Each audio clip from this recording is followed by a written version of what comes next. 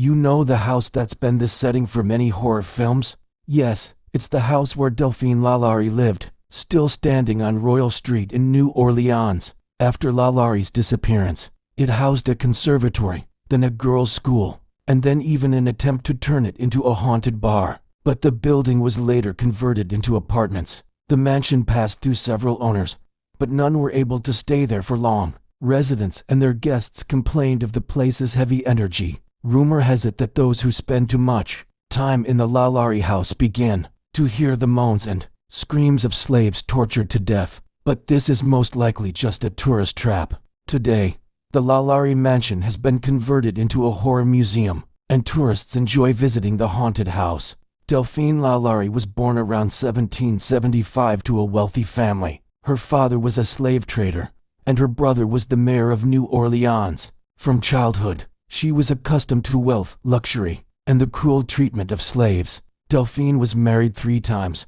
Her first was Don Raymond Lopez Anguilo, the Spanish consul general in Louisiana. With him, Madame LaLaurie had a daughter, Maria Borgia Delphine Lopez, whom her mother affectionately called Berquita. Her first husband soon died, and Delphine remarried, this time to lawyer Jean Blanquet. She had 3 children, but this marriage also didn't last long. She was once again left a widow. Several years later, Delphine met her third and final husband, a young dentist named Leonard Louis. In 1832, the family moved to a mansion on Royal Street in New Orleans, and it is from here that the story of terrible events begins. Investigation and trial. Despite the fact that New Orleans slave owners were notorious for their cruel treatment of slaves, even locals were horrified by rumors of Madame LaLaurie's punishments. A rumor circulated throughout the city that a torture chamber had been set up in the attic of the LaLaurie mansion, from which no black person had ever returned. Concerned neighbors decided that only the police could sort out the situation. After an investigation, the court issued Delphine. On April 10, 1834, a fire broke out in the mansion.